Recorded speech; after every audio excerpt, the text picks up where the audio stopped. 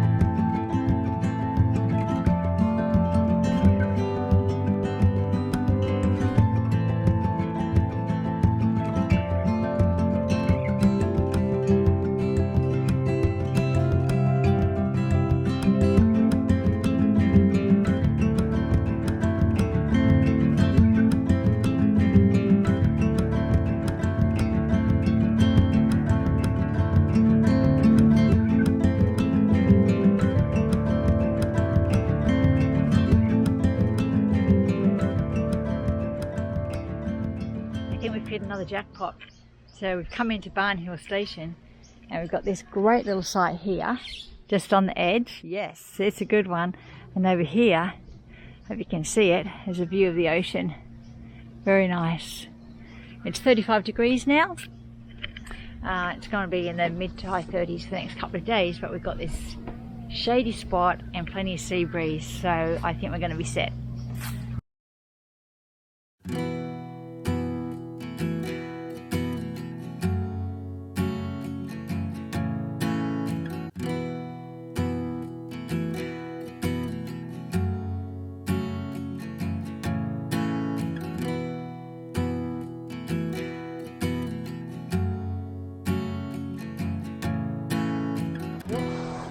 How beautiful is this? Red cliffs, beautiful ocean, no one in sight, just us.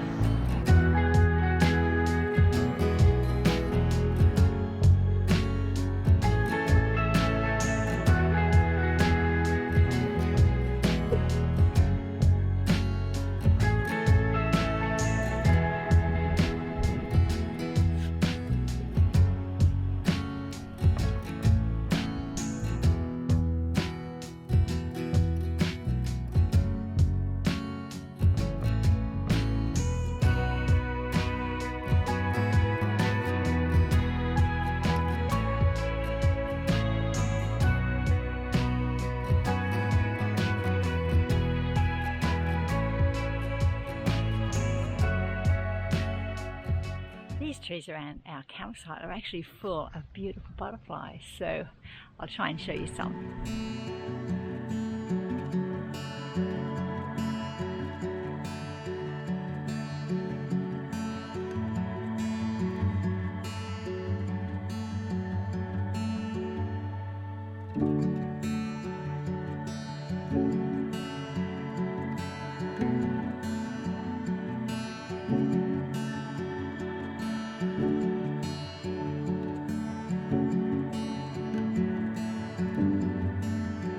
They also seem to love the cool of our open-air amenities block. Butterflies. How beautiful!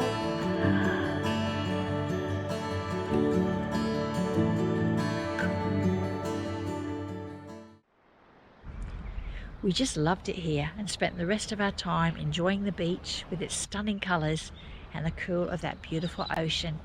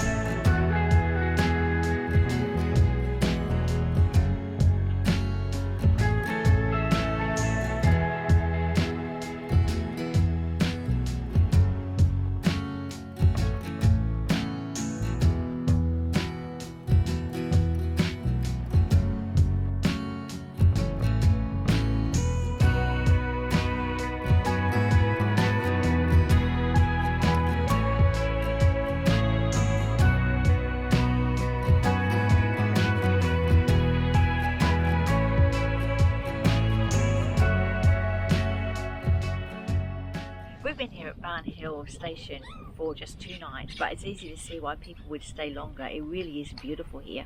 There's a lot to like about it here. So because we're here at the end of the season, a lot of their normal activities and things have shut down and the pizza place is closed. But that doesn't worry us. We're actually here more for the views and the coast life anyway. So yeah, it's been a really nice stay, and yeah, if you're thinking about coming in, just do it.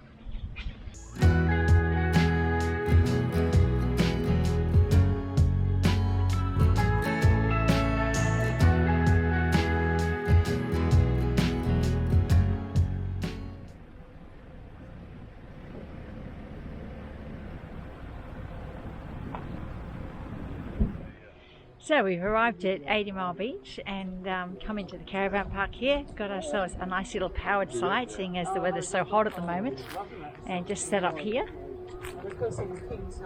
Quite nice, though I don't think we'll have much shade during the day, but that's okay. It's just a short walk up here, up this way to the beach, and we're just going to go for a walk up there now and have our first look at 80 Mile Beach.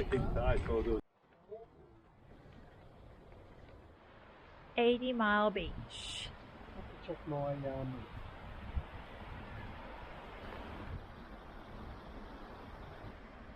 It's a long one. Oh, well, there's cars there. Well, what else would you do? You let down your tyre pressures and go for a drive.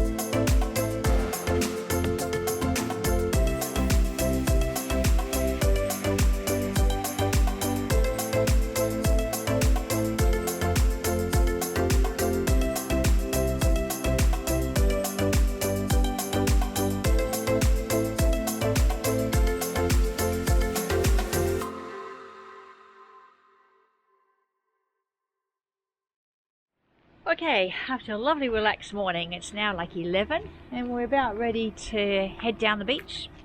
We're loaded up with our lunch stuff, our fishing gear, some drones to play with, and yeah, hopefully we'll get to duck in that water and swim. They don't recommend swimming here because they say like it's unpatrolled and no one really knows what's out there, but we must be able to get in and get wet at least, so that's the plan.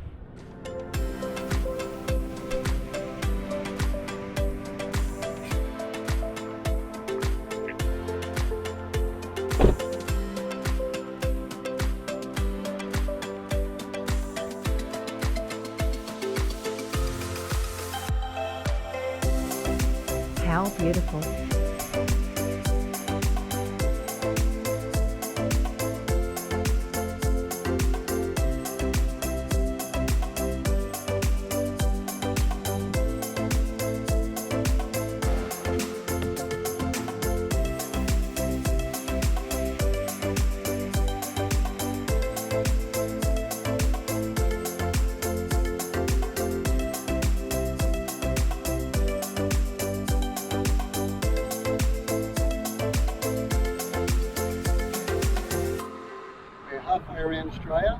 using it for the first time. This is so cool. This beach is known for its turtle nests, and we're a little bit early in the season, but we've come across a turtle track. So we're not allowed up into the sand dune in case we disturb turtles, but we can see where the turtle has gone up to nest and then returned back down to the sea. How cool is that? I love it. Well, our time here at 80 Mile Beach has come to a close. We were just staying the 2 nights. These long open beaches don't normally attract us. We normally like the beaches with the little bays, don't we? Yeah. But it was beautiful up there yesterday. We spent the day at the beach. It was just lovely. We were going to do a bit of fishing, but what happened, Terry? No, the shop was closed. We didn't have any bait. Yeah, we didn't have any bait. No bait to catch. And then the tide was against us anyway. It was going out to the horizon. So, yeah, moving on today. But what do you think about this park, Terry? Oh, it's such a well-managed park, this one, and great facilities. Actually got green grass sites, Yeah, which beautiful. is unreal. The roads, they seem to water continually to keep the dust down. Manicured hedges. Got a compressor when you bring your car back off the beach to pump your tyres up. Good clean facilities. Yeah. It's a lot of rules and regulations. If you don't like rules and regulations, wouldn't be the best for you. But I guess that's what Keeps it nice. yeah, it keeps it nice, keeps everything under control. Yeah, it makes it very comfortable. Yeah. And you wouldn't, unless you're a fisherman, you probably wouldn't stay that long, really, would you? No, fishing's the main activity here because they don't advise swimming, so you swim at your own risk. So probably fishing's the main thing, but still, absolutely beautiful location and well worth coming in to have a look at, I'd say. Yep. We're at Port Headland.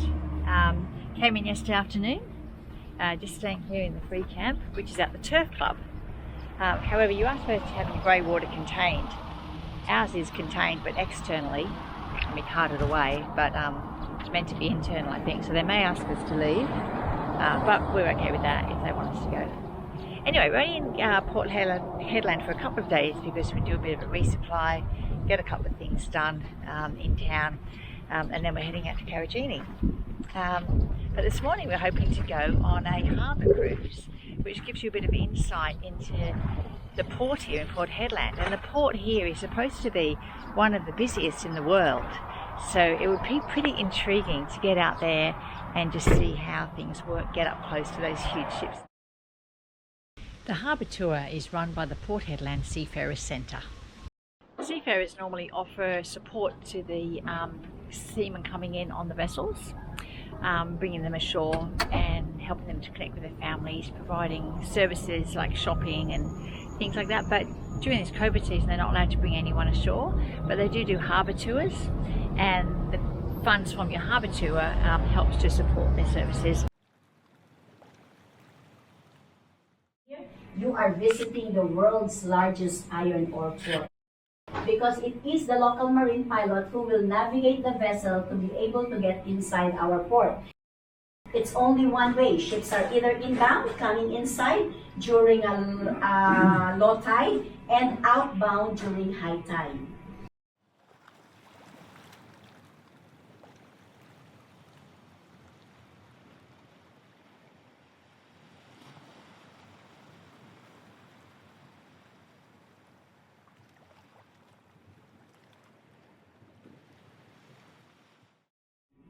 And the channel is only 300 meters at its widest point and narrows to 183 meters.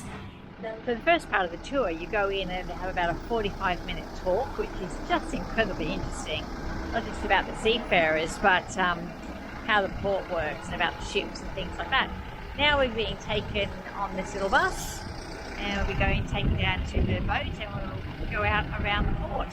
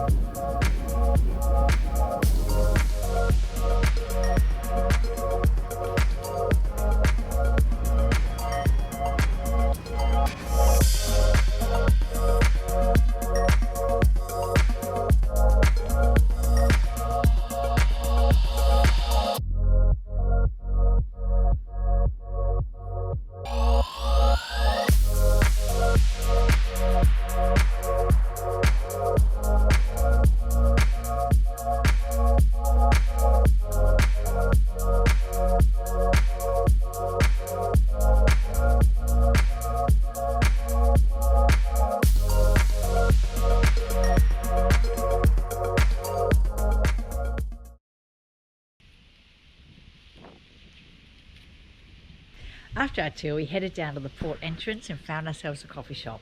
And it was here we received notification from our insurance company about the van repair.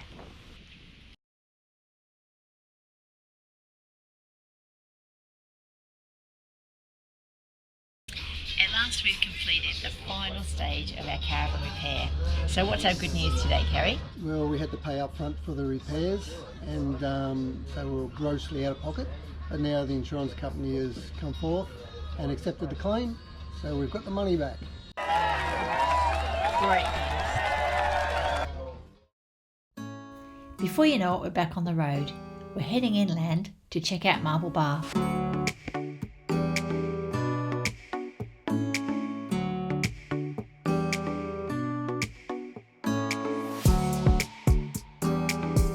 It is so hot out here, and all along the way we watch these willy willies kicking up the dust.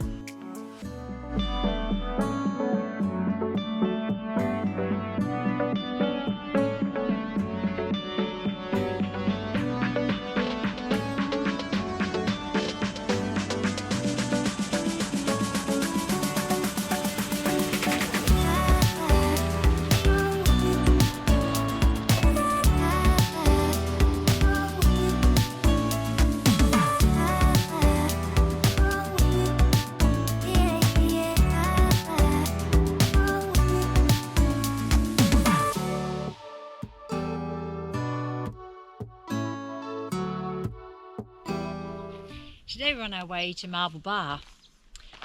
So we left late morning and just heading down the road now looking for somewhere to stay for the night. And we pulled into this little spot called Coongun Long Pool. We're still quite a few k's out of Marble Bar, but it's about 3 in the afternoon, so we're looking for somewhere to pull up. Yeah, this would be an absolutely beautiful spot. It's just a free camp on someone's property, I believe. It's a really nice spot actually, isn't it? Yeah, it's a beautiful spot. You probably fish here, and if it was a bit earlier in the season, you could swim. Yeah. Ropes. Oh, look at the rope swing. It's great. So we decided to stay here. It's such a lovely little spot. It's very tranquil and peaceful. There's quite a few birds around in the trees. A few noisy galahs, of course. But yeah, it's lovely. So we've just parked up here. It's next to the water. It's been another really hot day today, up around the 36, 37 degrees. But it's just starting to cool off now because we've got this lovely shade here. It's probably going to be a lovely spot for the night. Marble Bar is supposed to be the hottest town in Australia, so I guess we can expect some heat while we're here. We're going to settle in here for the evening, just to relax, and we'll show you what we get up to tomorrow.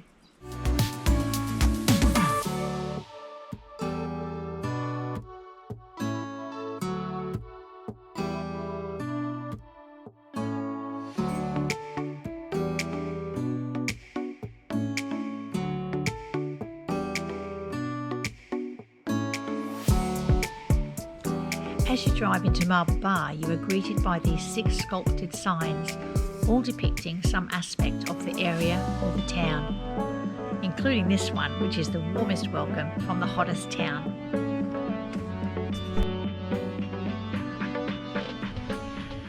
We've now arrived in Marble Bar. We've been up to the Tourist Information Centre. So the thing with Marble Bar is that back in the day when they came here looking for gold, they found this incredible rock which they thought was marble, but it turned out to be jasper. But because they thought it was marble, the town got called Marble Bar. But this jasper is pretty incredible rock, and so we wanted to come into town so we can get a bit of a look at that.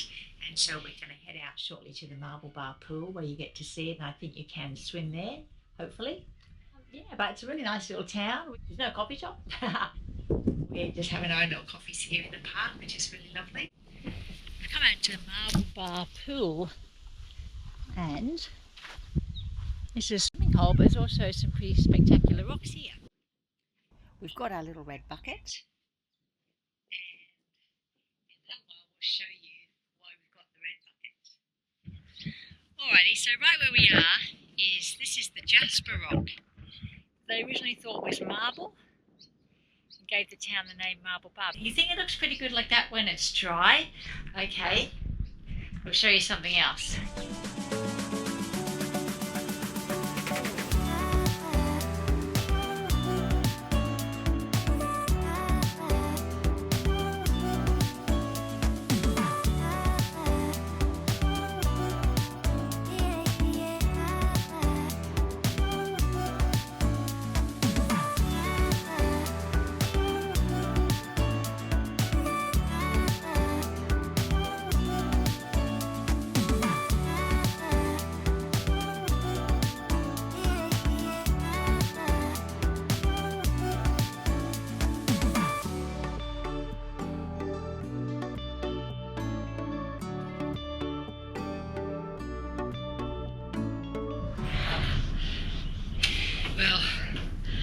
Well, those rocks are beautiful. Pilbara is living up to its reputation. It must be over 40 degrees right here. So we're beating a hasty retreat to the air-conditioned car. I think that's the best plan. Back at the other spot, there's a $10,000 fine for picking up or chipping any of the jasper rocks to take with you. But there is this jasper deposit down the road, 4K. So we've come in here just to have a quick look around and see if I can find a nice little sample. Not too heavy, of course, to put in the caravan, take home as a souvenir. We hunted around for our souvenir and then headed off.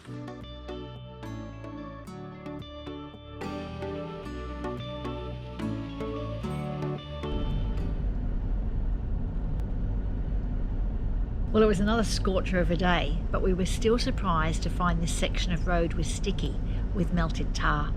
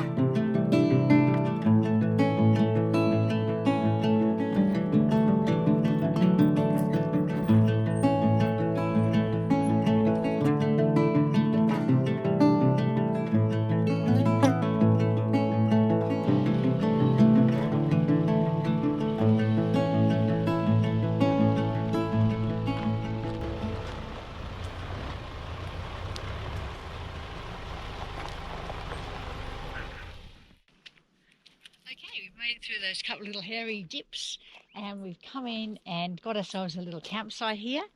This is Glen Herring Gorge and it's also a free camp. This is a great little spot, and then we've got the gorge opens up there behind us, so we'll go down there for a little bit of a walk and check that out. Yeah, it's nice. We've got a little bit of the shade here as that sun drops down behind the trees. It's been a scorcher of a day. Caravan was 39 when I first opened it up, but with the windows and that up now, at the top up, where it's dropping down to around 36 already in about 10 minutes, so should cool off nicely for tonight. But now I think it's just time to sit back and relax. Hey Kerry, have a nice drink? Yep. Okay, well, sat around a little bit too long relaxing over a cold drink. So probably not going to get to have a look down here now at the gorge. This little track here looks like it's normally underwater and recently dried. Anyway, I just thought I'd have a bit of a scramble down here and see if there was a path and where it led. How beautiful is this? Look at the colours in the rock.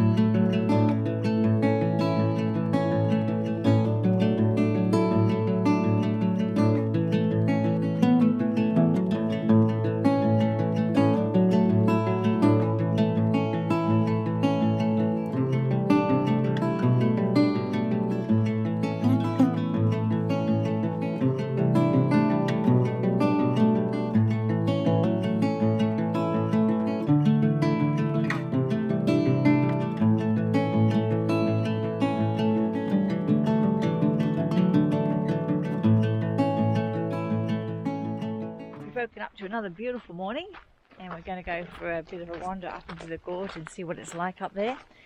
Judging from the drone footage, there is a couple of pools of water further up, but it may not be any good for swimming. It's been a long time since there's been any rain.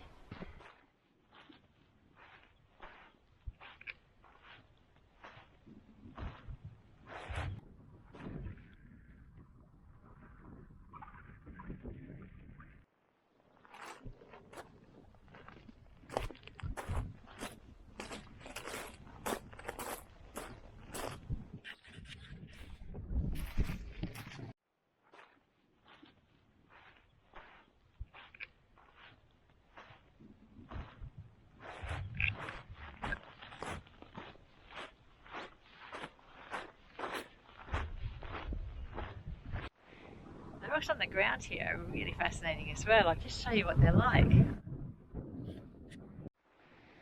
It's like a mosaic.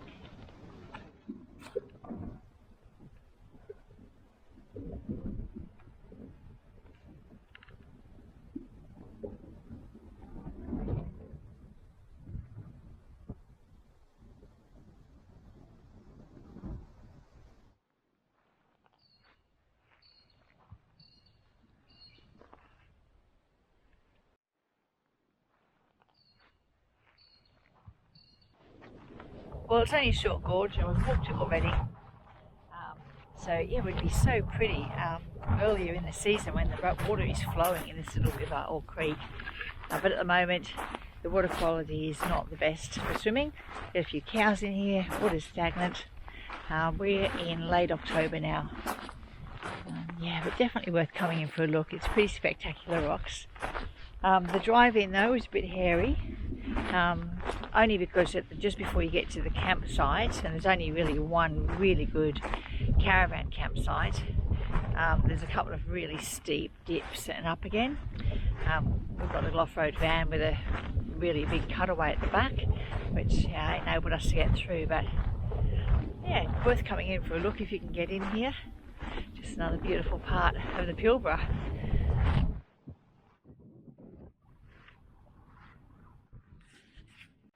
Well, that's Glen Herring Gorge done for us. It's been a great night's stay here. Lovely, quiet, peaceful, beautiful little spot. Cooled off, breeze this morning. Yeah, about 50k of dirt road, and then we're back on the tar heading towards Karajini.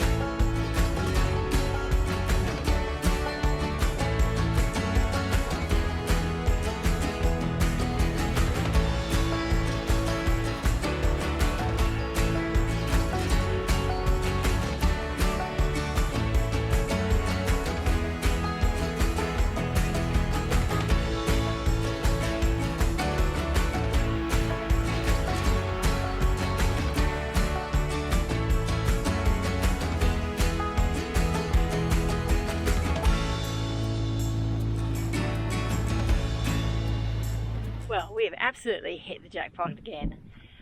Tonight's free camp comes to you from the Albert Tognolini rest area, about 13 kilometres south of the Orski Roadhouse, and this is pretty special. Just wait until I show you. Over this way, there's a lookout towards Mangina East Gorge. You can see the huge mining trucks as they wind their way through the gorge along the Great Northern Highway. That's the way we drove in. This section of road through the gorge is actually quite an accomplishment. It was only allowed if they could tick all the boxes for the environmental requirements, such thing as not to change the landscape too much. They weren't to alter any natural water flows or disrupt any Aboriginal sites. It took a long time, but it seems they were successful. Not only is this absolutely beautiful free camp, but up the top of the hill, up there, there's a track, and you can get up on the top of the hill for sunset. So we're going to pop up there now and have a look and see what that's like. Some people go up there to camp as well, but not towing a caravan, I don't think. Anyway, we'll see what it's like.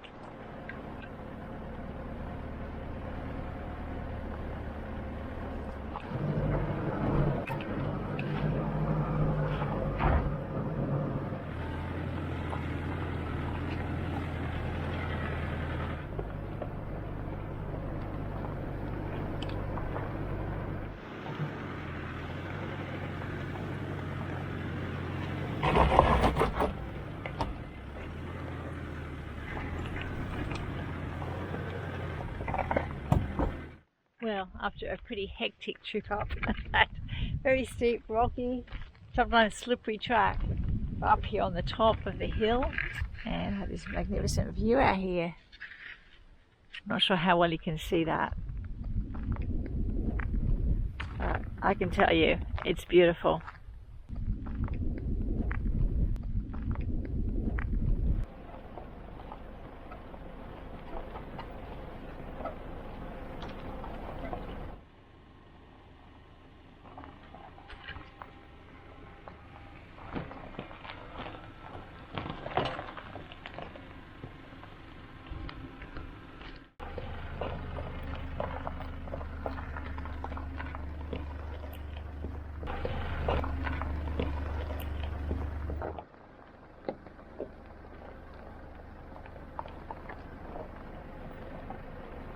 Morning everyone, just have a look at this. Such a beautiful place to wake up to in the morning. So special here. And it's a free camp provided by the government, I think. There was just another couple of campers further up the road, but they've gone already, so it's just us now. It's just quiet, just the breeze. It's lovely, just love it here. These kind of camps just make your trip so special. Today we'll be heading off to Karajini. We've got our campsite booked in there for 3 nights now. Karajini is a real bucket list item, probably for everyone who travels around the country, so really looking forward to going in there and checking out those gorges and just seeing them for ourselves after seeing so much of it just online through other people's eyes.